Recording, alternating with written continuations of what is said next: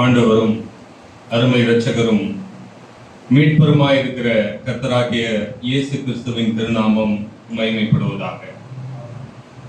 இன்றைக்கு ஒரு சில வேத பகுதிகளை வாசித்து அதன் அடிப்படையிலே ஒரு சில காரியங்களை சிந்திக்கும்படியாக கர்த்தர் நமக்கு கிருபை தருவாராக. மத்தேயு எழுதின நற்செய்தி நூல் 16வது அதிகாரம், மத்தேயு 16:24. அப்பொழுது இயேசு தம்முடைய சீஷர்களை நோக்கி, ஒருவன் என்னை பின்பற்றி வர விரும்பினால் அவன் தன்னைத்தான் வெறுத்து தன் சிலுவையை எடுத்துக்கொண்டு என்னை பின்பற்ற கடவன். மார்க்கு 8வது அதிகாரம் 34வது வசனம். மார்க்கு 8:34. பின்பு அவர் ஜனங்களையும் தம்முடைய சீஷர்களையும் தம்மிடத்தில் அழைத்து, ஒருவன் என் பின்னே வர விரும்பினால் அவன் தன்னைத்தான் வெறுத்து தன் சிலுவையை எடுத்துக்கொண்டு என்னை பின்பற்ற கடவன். இங்கு பார்க்கிறோம், அவர் ஜனங்களையும் தம்முடைய சீஷர்களையும் தம்மிடத்தில் அழைத்து என்று பார்க்கிறோம்.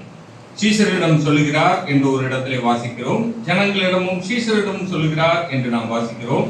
இதே காரியத்தை லூக்கா எழுதின நற்செய்தி நூல் 9வது அதிகாரம் 23வது வசனத்திலே இப்படியாக சொல்லுகிறார். லூக்கா 9:23.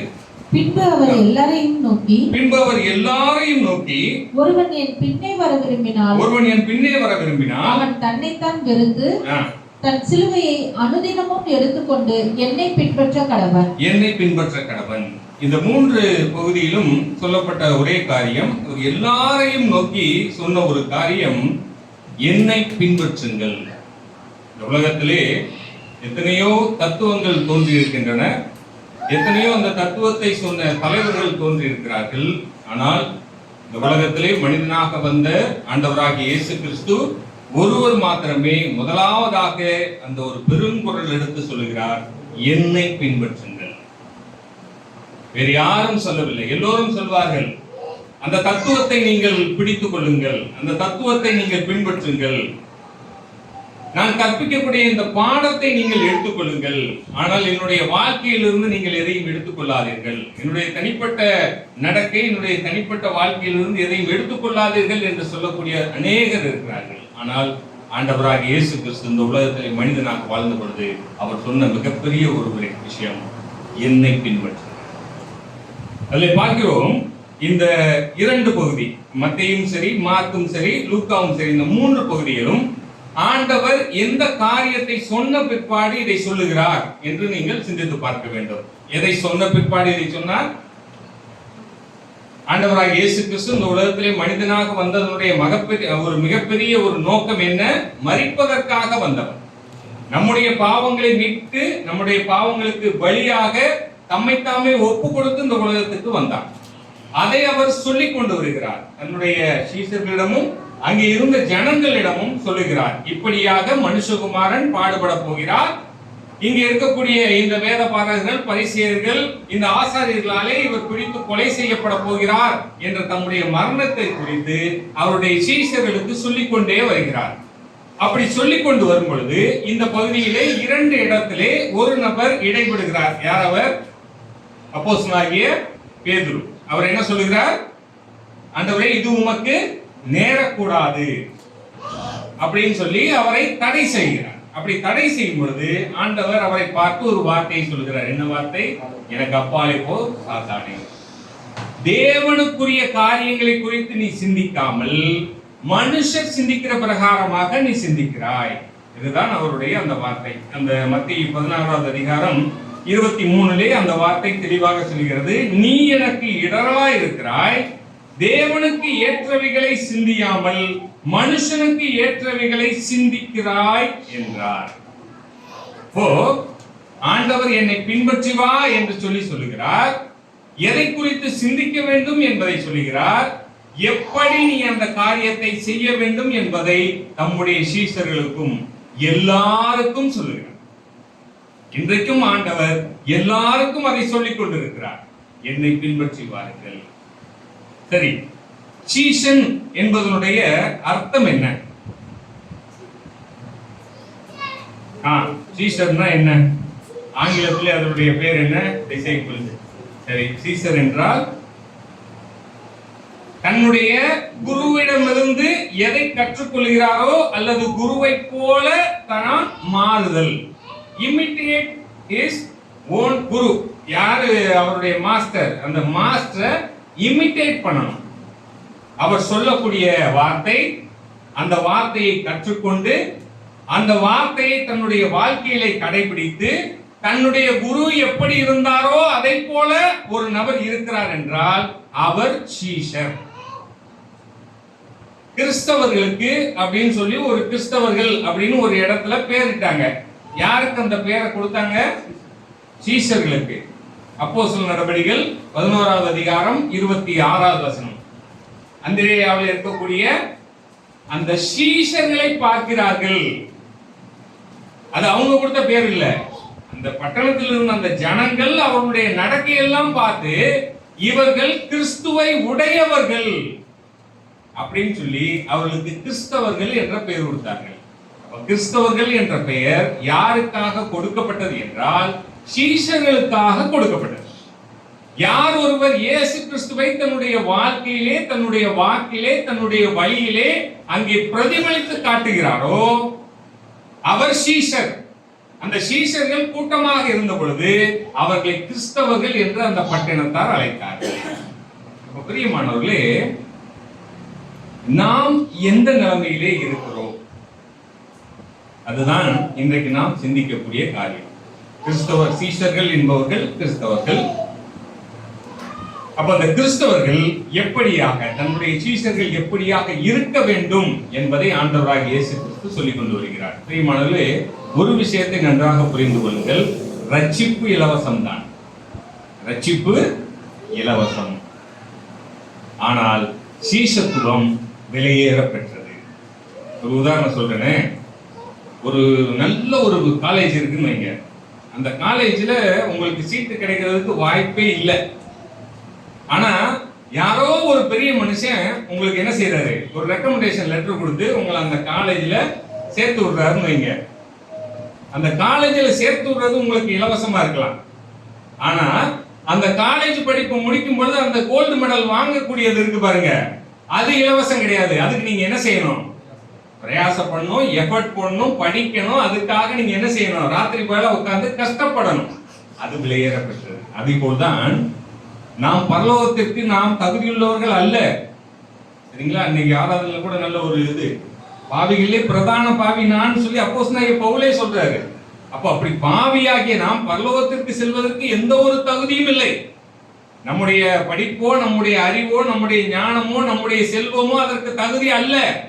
ஆனால் மனுஷகுமாரனாகிய ஆண்டவராகிய இயேசு கிறிஸ்து நமக்காக அந்த பரலோகத்தின் வாசலை திறந்தருளினார். பாவிகள் அவரை விசுவாசிக்கும் பொழுது, அவரை சொந்த இரட்சகராக ஏற்றுக்கொள்ளும் பொழுது அவர்கள் பரலோகத்தின் பிரஜைகளாக மாற்றப்படுகிறார்கள். அதனாலதான் சொல்றது ரட்சிப்பு இலவசம். எவனொருவன் தன்னுடைய வாயினாலே, தன்னுடைய இருதயத்திலே விசுவாசித்து தேவனை அறிக்கை செய்கிறானோ அவன் ரட்சிக்கப்படுகிறான். ஆனா ரட்சிக்கப்பட்ட பிற்பாடு இந்த சீஷத்துவம் என்பது விலையேறப்பட்டது. அதற்கு நீங்கள் விலைக்கரையம் செலுத்த வேண்டும். அதுதான் ஆண்டவர் சொல்றாரு. அப்படி என்ன விலைக்கரையம்? இங்கே 3 காரியங்களை சொல்கிறார். முதலாவது காரியம் தன்னைத்தான் வெறுத்து. அது என்னங்க தன்னைத்தான் வெறுத்து? இன்னிலிருந்து என்ன செய்யக்கூடாது? 3 வேளை சாப்பிடக்கூடாது. சாப்பிட்ற சாப்பாடுல என்ன செஞ்சிடணும்? பாதியா குறைச்சிடணும். இனிமே நல்ல ட்ரெஸ் என்ன செய்யக்கூடாது? போடக்கூடாது. இனிமே எனக்கு பிடிச்ச அந்த சாப்பாட்டை நான் என்ன செய்யக்கூடாது? சாப்பிடக்கூடாது. தன்னைத்தான் வெறுத்துன்னு சொல்லி என்ன செஞ்சிருக்காரு? ஆண்டவர் சொல்லி இருக்காரு. அதனால இன்னையில இருந்து என்ன செய்ய போறேன்? நான் வெறுக்க போறேன். எனக்கு எதெல்லாம் பிடிக்குமோ அதெல்லாம் நான் என்ன செய்ய போறேன்? வெறுக்க போறேன். பிரியமானவர்களே, அதனுடைய அர்த்தம் அது அல்ல. நீங்கள் மாம்சத்திலே உங்களை ஒடுக்குவது என்பது அதனுடைய அர்த்தம் அல்ல. நீங்கள் தன்னைத்தான் வெறுத்து என்று சொல்லும் பொழுது எங்களுடைய வாழ்க்கையிலே ஒரு திட்டமிடுதலையும் ஒரு தெரிந்தெடுப்புலையும் நீங்கள் அந்த இடத்திலே நிற்கும் பொழுது, உதாரணத்துக்கு ஒரு வேலை ஒண்ணு கிடைக்குது, 2 இடத்துல உங்களுக்கு வேலைக்கான ஒரு ஆஃபர் லெட்டர் கிடைக்குதுன்னு வைங்க. ஒரு ஆஃபர் லெட்டர்ல உங்களுக்கு சண்டே லீவு, ஆனா சம்பளம் கம்மி. இன்னொரு ஆஃபர், இன்னொரு கம்பெனில உங்களுக்கு சண்டே விடுமுறை கிடையாது, ஆனா சம்பளம் ஜாஸ்தி. இதுதான் இப்ப என்னது, ஒரு தெரிந்தெடுப்புக்குள்ளாக நீங்கள் நிற்கிறீர்கள். இப்ப இந்த தெரிந்தெடுப்புக்குள்ளாக நீங்கள் நிற்கும் பொழுது இந்த உலக பிரகாரமாக இருக்கக்கூடிய இந்த மாம்சம், அதாவது தான் என்று சொல்லக்கூடிய இந்த செல்ஃப் என்ன சொல்லும், இந்த சுயம் என்ன சொல்லும், சம்பளம் அதிகமா கிடைக்கும், அங்க போய்க்கலாம், நமக்கு என்ன செய்யலாம், வசதி கிடைக்கும், இந்த உலகத்துல நம்ம என்ன செய்யலாம், மத்தவங்க முன்னாடி ஒரு கௌரவமா வாழலாம் அப்படின்னு சொல்லி இந்த சுயம் என்ன செய்யும், நம்மை அதற்குள்ளாக தள்ளும். இப்பதான் நாம் தெரிந்திருக்கக்கூடிய அந்த இடத்துல இருக்கோம், நம்முடைய வாழ்க்கையை திட்டமிடக்கூடிய ஒரு இடத்துல இருக்கிறோம்.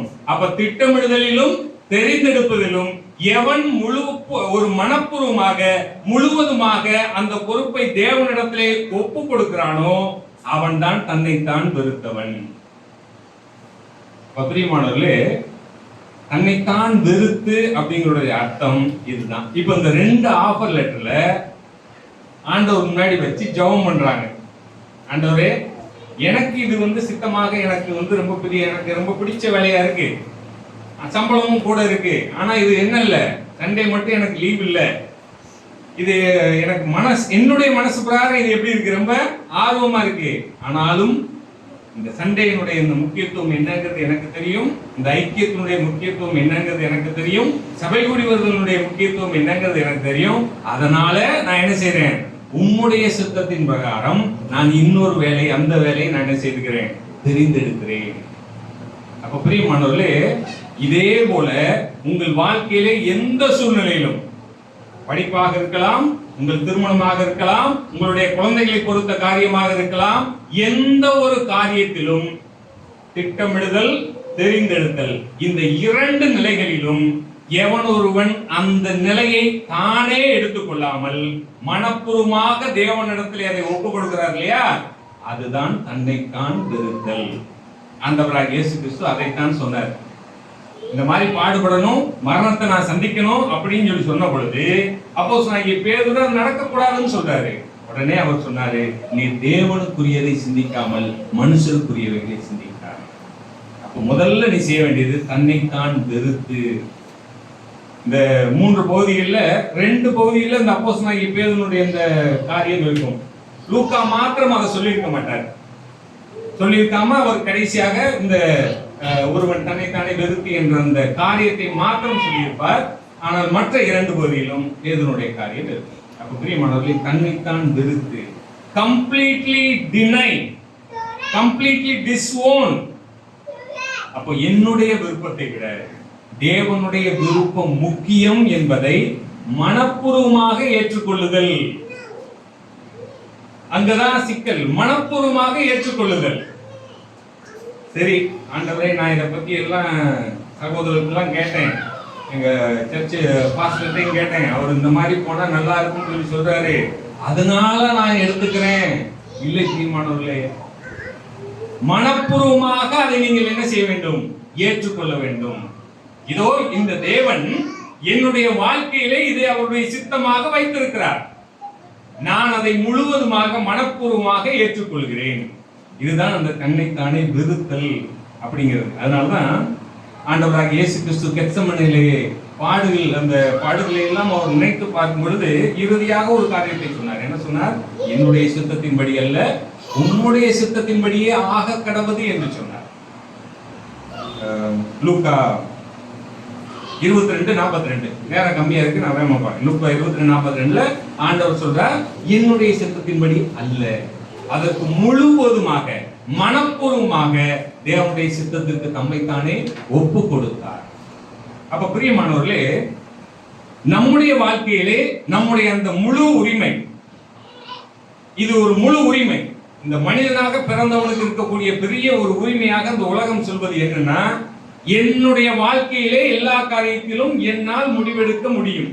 இந்த முழு உரிமையை அப்படியே தேவனிடத்திலே கொடுத்து விடுவது. தன்னைத்தானே வெறுக்கக்கூடிய காரியத்திலே நாம் எப்படி இருக்கிறோம்? அப்போஸ்தலனாகிய பவுல் அதனாலதான் கலாத்தியருக்கு எழுதும்போது சொல்றாரு, கலாத்தியர் 2:20 சொல்றாரு, நான் சிலுவையில் அறையப்பட்டிருக்கிறேன், இனி நான் அல்ல கிறிஸ்துவே எனக்காக பிழைக்கிறார். பிழைச்சிருக்கிறது யாரு? கிறிஸ்து. அதனாலதாங்க ஆண்டவராகிய இயேசு கிறிஸ்துக்கு அப்புறம் நான் கிறிஸ்துவை பின்பற்றுவது போல நீங்கள் என்னை பின்பற்றுங்கன்னு சொல்லி சொன்ன ஒரே ஒரு ஆளு அப்போஸ்தலனாகிய பவுல். என்னுடைய ஆசை இச்சைகள் எல்லாவற்றையும் நான் எதுல அடைஞ்சிருக்கேன்? சிலுவையில் அடைஞ்சிருக்கேன். நான் பிழைச்சிருக்கேன் அப்படின்னா நான் அல்ல, யார் பிழைச்சிருக்கிறதா? கிறிஸ்து. அப்ப சீசனாக இருப்பதற்கு கிறிஸ்து உங்களுடைய வாழ்க்கையிலே பிழைத்திருப்பவராக இருக்க வேண்டும். அப்ப நம்முடைய ஆசை இச்சைகளை நாம் எங்கே வைத்திருக்கிறோம்? கலாத்தியர் 5வது அதிகாரம் 24வது வசனத்தை வாசிங்களேன். பொறாமைகள், கொலைகள், வெறிகள், களியாட்டுகள் முதலானவைகளே, இப்படிப்பட்டவைகளை செய்கிறவர்கள் தேவனுடைய ராஜ்யத்தை சுதந்திரிப்பதில்லை என்று முன்னே நான் சொன்னது போல இப்பொழுதும் உங்களுக்கு சொல்லுகிறேன். கலாத்தியர் 5:24 கரெக்ட்டா? கிறிஸ்துவினுடையவர்கள் தங்கள் மாம்சத்தையும் அதன் ஆசை இச்சைகளையும் சிலுவையில் அறைந்திருக்கிறார்கள். சிலுவையில் அறைந்திருக்கிறார்கள். அப்ப பிரியமானவர்களே, நம்முடைய வாழ்க்கையிலே நாம் எப்படிப்பட்ட ஒரு நிலைமையுடையவர்களாக இருக்கிறோம்? நாம் கிறிஸ்துவை தரித்துக் கொண்டிருக்கிறோமா, அல்லது நம்முடைய ஆசை இச்சைகளுக்கு ஏற்ற பிரகாரம் நம்முடைய வாழ்க்கையை அமைத்துக் கொண்டிருக்கிறோம்? இது முதலாவது, தன்னைத்தானே வெறுக்க வேண்டும். இரண்டாவது சொன்ன ஒரு காரியம், தன் சிலுவையை எடுத்துக்கொண்டு. இது என்னங்க தன் சிலுவையை எடுத்துக்கொண்டு? இல்ல சிலுவைன்னா ஆண்டவர் என்ன சொல்ல வர்றாரு? எனக்கு இருக்கக்கூடிய பாடுகள், எனக்கு இருக்கக்கூடிய கஷ்டங்கள். உதாரணத்துக்கு ஒரு சகோதரருக்கு ஒரு முழங்கால் வலி, ஒரு மூட்டு வலி இருக்குன்னு வைங்க. அவர் இப்படி சொல்றாரு, எனக்கு ஆண்டவர் இந்த மூட்டு வலியை சிலுவையாக கொடுத்திருக்கிறார், நான் சாகுற வரைக்கும் இந்த சிலுவையை சுமந்து கொண்டுதான் தெரியணும். இதே மாதிரி உடல்ல இருக்கக்கூடிய பலவீனங்களோ, அல்லது தங்களுடைய குடும்பத்தில் இருக்கக்கூடிய நபர்களோ, அல்லது தங்களை சுற்றி இருக்கக்கூடிய நபர்களோ, யாரோ ஒருவர் எனக்கு இடையூறு செய்து கொண்டே இருக்கிறார், வேலை செய்யக்கூடிய இடத்துல எனக்கு ஒருத்தர் தடையாக எப்ப பார்த்தாலும் இருந்து கொண்டே இருக்கிறார், எனக்கு பாடுகளை கொடுத்து கொண்டே இருக்கிறார், அப்ப இதெல்லாம் எனக்கு ஆண்டவர் தந்த சிலுவை அப்படின்னு சொல்லி ஒரு விசுவாசி நினைக்கலாமா? நினைக்கக்கூடாதாங்க? இது சிலுவை அல்ல. இது உலகத்தில் இருக்கிற எல்லா மனுஷனுக்கும் இருக்கக்கூடிய பாடுகள். இந்த பாடுகள் விசுவாசிகளுக்கும் என்னது உண்டு, அதுல எதுவும் மாற்று கருத்து இல்லை. அப்ப சிலுவைனா என்ன சொல்ல வர்றாரு? சரி, முதல்ல இந்த சிலுவை பத்தி படிச்சிடலாம். சிலுவை தண்டனை அப்படிங்கிறது எந்த காலத்துல ஆரம்பிச்சது? ரோமர் காலத்திலயா? அதுக்கு முன்னாடி இல்லையா? ரோமர்களுக்கு முன்பதாக ஆட்சி செய்தவர்கள் கிரேக்கர்கள், அதற்கு முன்பதாக சிலுவை தண்டனை, இந்த கிராஸ்ல ஒரு நபரை அடித்து கொலை செய்வது அப்படிங்கிறது முதலாக பாரசீகர்கள் கொண்டு வந்த ஒரு தண்டனை முறை. பாரசீகர்கள் கொண்டு வந்த ஒரு தண்டனை முறை, சரிங்களா? அந்த கிட்டத்தட்ட அது எப்ப அப்படின்னா கிமு 6ஆம் நூற்றாண்டு அதுல ஸ்டார்ட் பண்றாங்க இந்த பாரசீகர்களுடைய காரியம். இது எப்படி அப்படின்னா, யாரெல்லாம் இந்த மிலிட்டரியில இருந்து ஓடி போறாங்களோ, ராணுவத்துல சேவை செய்யாம யாரெல்லாம் ஓடி போறாங்களோ, அவங்களை எல்லாம் இந்த ஒரு மரத்துல என்ன செய்வாங்கன்னா அடிப்பாங்க, அடிச்சு தொங்க விட்டுருவாங்க. எதுக்குன்னா மற்றவர்களுக்கு காட்சி பொருளாக. இந்த மாதிரி மிலிட்டரியில இருந்து நீ ஓடி போனேன்னா இதை போல உனக்கு என்ன செய்யும், தண்டனை கிடைக்கும். ஏன்னா இந்த சிலுவை மரணங்கிறது உடனடியாக நிகழக்கூடிய ஒரு மரணம் அல்ல.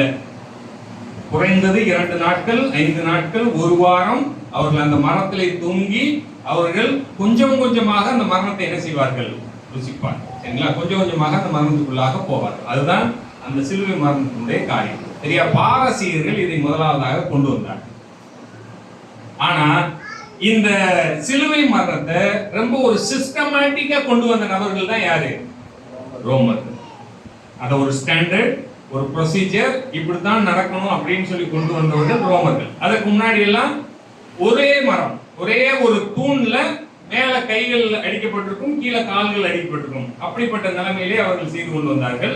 பிறகு அது என்ன ஆச்சு, டீ வடிவில் இந்த 2 பக்கமும் கையை அடிக்கக்கூடிய அந்த காரியங்கள், இதெல்லாம் என்ன செய்யுது, ரோமர்களுடைய காலத்திலே கொண்டு வந்த ஒரு காரியம். அவர்கள் தான் இதை என்ன செய்கிறார்கள், ரொம்ப கொடூரமான முறையிலே எப்படி ஒருவனை கொலை செய்ய முடியும். அதனாலதான் அந்த கல்வாரி சிலுவையை நாம் பார்க்கும் பொழுது மனிதன் எவ்வளவு கோரமானவன் என்பது அதிலே தெரியும். அதிலே தேவன் எவ்வளவு அன்புள்ளவராய் இருக்கிறார் என்பதும் அந்த சிலுவையிலே தெரியும். மனுஷனுடைய அந்த வக்கர புத்தின்னு சொல்லுவாங்க இல்லையா, மனுஷன் எவ்வளவு பெரிய பாவி, அவனுடைய சிந்தனைகள் எல்லாம் எவ்வளவு கொடூரமாக இருக்கிறது என்பது அந்த கல்வாரி சிலுவையிலே தெரியும். ஆண்டவர் எவ்வளவு அன்பானவர், இரக்கமுள்ளவர், கருணை உள்ளவர் என்பது அங்கே அதிலே தொங்கின அந்த ஆண்டவராக இயேசு கிறிஸ்துவை பார்க்கும் பொழுது தெரியும். அப்ப பிரியமானவர்களே, இந்த சிலுவை என்பது நமக்கு இருக்கக்கூடிய இந்த உடல் சரீர பிரகாரமாக அல்லது நம்முடைய சூழ்நிலையில் இருக்கக்கூடிய பாடுகள் அல்ல. கிறிஸ்துவின் நிமித்தம் நமக்கு வரக்கூடிய பாடுகள் தான் இந்த சிலுவை. உதாரணத்துக்கு, நீங்கள் கிறிஸ்தவர்கள் என்று சொல்வதனாலே உங்களுக்கு அண்டை வீட்டில் இருப்பவர்கள் உங்களை பகைக்கிறார்கள் என்றால் அது உங்களுக்கு என்னது? சிலுவை. உங்களுடைய வேலை செய்யக்கூடிய ஸ்தலத்திலே நீங்கள் கிறிஸ்தவர் என்பதற்காகவே நீங்கள் புறக்கணிக்கப்படுகிறீர்கள் என்றால் அது உங்களுக்கு சிலுவை. கிறிஸ்துவை நீங்கள் அறிக்கை செய்யும் பொழுது எங்கெல்லாம் உங்களுக்கு பாடுகள் வருகிறதோ அது எல்லாம் சிலுவை. அதனாலதான் ஆண்டவர், நீங்க அந்த பகுதியில் நீங்க தொடர்ச்சியா வாசித்து பாத்தீங்கன்னா, இதை செய்வதனால் கிடைக்கக்கூடிய ஆசீர்வாதங்கள் என்னன்னா, தன்னுடைய ஜீவனை எவன் ஒருவன் காப்பாற்றிக் கொள்ள விரும்புகிறானோ அவன் அந்த ஜீவனை என்ன செய்வான்? இழந்து போவான். என்னுடைய நாமத்தின் நிமித்தம் எவன் தன்னுடைய ஜீவனை இழந்து போகிறானோ அவன் ஜீவனை பெற்றுக் கொள்வான். அது தொடர்ச்சியா சொல்லிக்கொண்டே வருகிறார். எவர்களுக்கு முன்பாக நீங்கள் மனுஷகுமாரனை அறிக்கை செய்கிறீர்களோ பரலோகத்திலே என்னுடைய பிதாவின் முன்பாக மனுஷகுமாரனும் அவரை அறிக்கை செய்வார். அதை சொல்லுவதற்கு எவன் ஒருவன் வெட்கப்படவில்லையோ அவனை குறித்து என்னுடைய பிதாவினிடத்திலே நான் அறிக்கை செய்வேன். அப்ப பிரியமானவர்களே, நீங்கள் எந்த இடத்திலே கிறிஸ்துவின் நாமத்தை சொல்லுகிற நிமித்தம் அங்கே பாடுகளை அனுபவிக்கிறீர்களோ அது உங்களுக்கு சிலுவை. இந்த சிலுவை நீங்கள் அனுதினமும் எடுத்துக்கொள்ள வேண்டும்.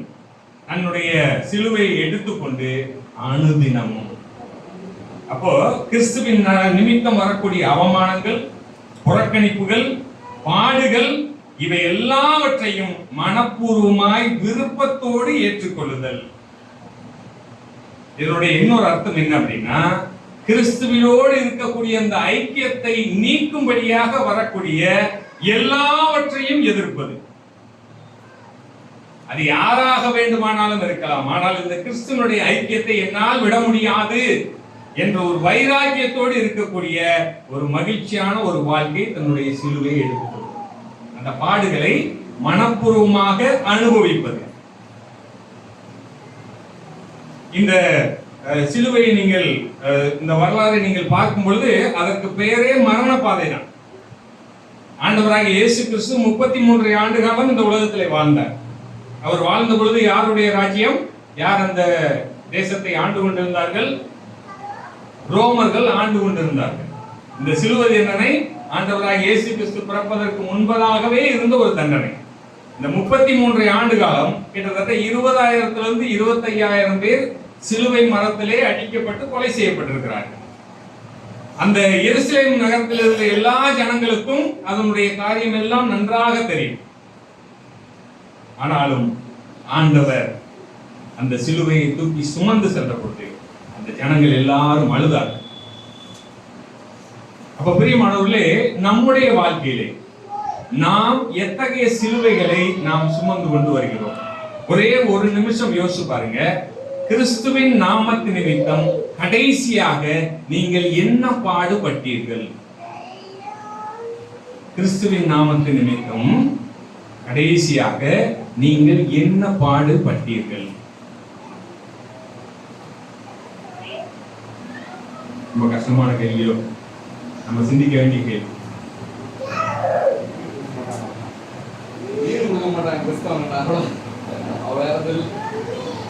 அதுவும் ஒரு பாடுதான் இருந்தது. அப்போ கிறிஸ்துவுக்காக எத்தகைய விலையும் தர ஆயத்தமாக இருக்கக்கூடிய ஒரு நிலைதான் தன் சிலுவையை எடுத்துக்கொண்டு. அது பாவமாக இருக்கலாம், சுயமாக இருக்கலாம், உலகமாக இருக்கலாம், எந்த ஒரு காரியமாக இருந்தாலும் நான் கிறிஸ்துவுக்காக இவைகளெல்லாம் நான் செய்ய மாட்டேன் என்று தீர்மானத்தோடு வாழக்கூடிய ஒரு வாழ்க்கை, அதற்கு விலையாக எத்தகைய பாடுகளையும் ஏற்றுக்கொள்ளக்கூடிய மனப்பக்குவம். உதாரணத்துக்கு ஒரு கவர்மெண்ட் ஆபீஸ்ல ஒருத்தர் வேலை பார்க்கிறாருன்னு வைங்க, அவர் கிறிஸ்தவர் என்பதற்காகவே அவரிடம் அநேக பொறுப்புகள் வழங்கப்படுகின்றது. நீங்க அதெல்லாம் பார்த்துருக்கீங்களா இல்லையா எனக்கு தெரியல. எனக்கு நிறைய அந்த அனுபவம் உண்டு. என்ன அப்படின்னா, மற்றவங்க எல்லாம் என்ன செய்ய மாட்டாங்க, வேலையை செய்ய மாட்டாங்க சரியா. ஆனா இந்த நபர்கிட்ட கொடுத்தோம்னா இவர் என்ன செஞ்சிருவாரு, இதை கரெக்டா செஞ்சு கொடுத்துருவாரு. அவர் நம்ம என்ன செய்ய தேவையில்லை, மானிட்டர் பண்ணணும்னு அவசியம் இல்லை. அவரை திரும்ப ஒரு தடவை நம்ம ரிவ்யூ பார்க்கணும்னு அவசியம் இல்லை. அப்படிங்கிற நிலைமையில எல்லா வேலையும் அவர்கிட்ட கொடுப்பாங்க. கிறிஸ்துவின் நாமத்து நிமித்தம் அவர் அந்த எல்லா வேலைகளையும் செய்கிறார் அப்படின்னா அவர் சிலுவையை சுமந்து கொண்டிருக்கிறார். அலுவலகத்துல எல்லாரும் லஞ்சம் வாங்குவாங்க, ஆனா அந்த ஒரு நபர் மட்டும் என்ன செய்ய மாட்டாரு, லஞ்சம் வாங்க மாட்டாரு. அதன் நிமித்தம் அவர் எல்லாராலும் என்ன செய்யப்படுவாரு, கேலி செய்யப்படுவார். உன்னால எங்களுக்கு என்னது பிரச்சனை அப்படின்னு சொல்லி அங்க கேலி செய்யப்பட்டா அவர் தன்னுடைய சிலுவையை அனுதினமும் சுமந்து கொண்டிருக்கிறார். இப்போ நாம் சிந்தித்து பார்க்க வேண்டியது, முதலாவது நாம் தம்மை தாமே வெறுத்திருக்கிறேன். Deny self. எப்படி அப்போஸ்தலனாகிய பேதுரு ஆண்டவராகிய இயேசு கிறிஸ்துவை எனக்கு தெரியாது என்று சொல்லி மறுதலித்தார் இல்லையா, அது மாதிரி நம்மை நமக்கு தெரியக்கூடாது என்று சொல்லி நாம் என்ன செய்யணும், மறுதலிக்க வேண்டும். இரண்டாவது, நம்முடைய சிலுவையை நாம் சுமந்து கொண்டு அனுதினமும் நாம் அதை சுமந்து கொள்ள வேண்டும். அனுதினமும் தன்னுடைய சிலுவையை எடுத்துக்கொண்டு. மூன்றாவதாக, என்னை பின்பற்ற கடவன். ஆண்டவராகிய இயேசு கிறிஸ்து சொன்ன ஒரு பெரிய ஒரு காரியம், என்னை பின்பற்ற கடவன். Loyal obedience. பின்பற்றுதல் என்றால் அவருடைய வார்த்தைக்கு கீழ்ப்படிதல். அதான் நம்ம யோவான்ல வாசிக்கிறோம், ஒருவன் என்னிடத்திலே அன்பாய் இருக்கிறான் என்றால் என்னுடைய கற்பனைகளை அவன் என்ன செய்வான், கை கொள்ளுவான், என்னுடைய வார்த்தைக்கு கீழ்ப்படிவான். அப்ப ஆண்டவர் என்ன வார்த்தை சொல்லுகிறாரோ அந்த வார்த்தைக்கு கீழ்ப்படிந்தவர்களாக காணப்பட வேண்டும். யோவான் 12வது அதிகாரம் 26வது வசனம், 1 யோவான் 2:6. 1 யோவான் 2:6 மட்டும் வாசிங்களேன்.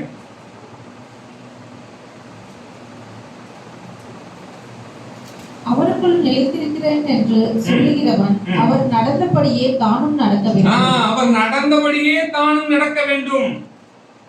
அவர் என்ன செய்கிறாரோ, அவர் என்ன சொல்லியிருக்காரோ அந்த வார்த்தையை கை கொண்டு அதன்படி நடக்க வேண்டும். ஆண்டவர் சொல்றாரு, பழி வாங்குதல் எனக்கே உரியது, நானே பதில் செய்வேன். ஆனால் நமக்கு யாரேனும் ஏதேனும் தீங்கு விளைவித்தால் உடனடியாக நாம் செய்யக்கூடிய காரியம் என்னது, பழி வாங்குதல். எனக்கு இப்படி பண்ணிட்டான், எனக்கு இப்போ ஒரு நல்ல ஒரு சந்தர்ப்பம் கிடைச்சிருக்கு, நான் என்ன செய்ய போறேன், பழி வாங்க போறேன். அப்ப பிரியமானவர்களே, ஒருவன் சீஷனாக இருந்தால், கிறிஸ்துவை பின்பற்றுவனாக இருந்தால் அதை தேவனிடத்திலே ஒப்பு கொடுத்து அவன் தன்னுடைய வாழ்க்கையை பார்க்க போவான். அடுத்த லெவலுக்கு என்ன செய்ய ஆரம்பிச்சுறான், நகர தொடங்கி விடுவான்.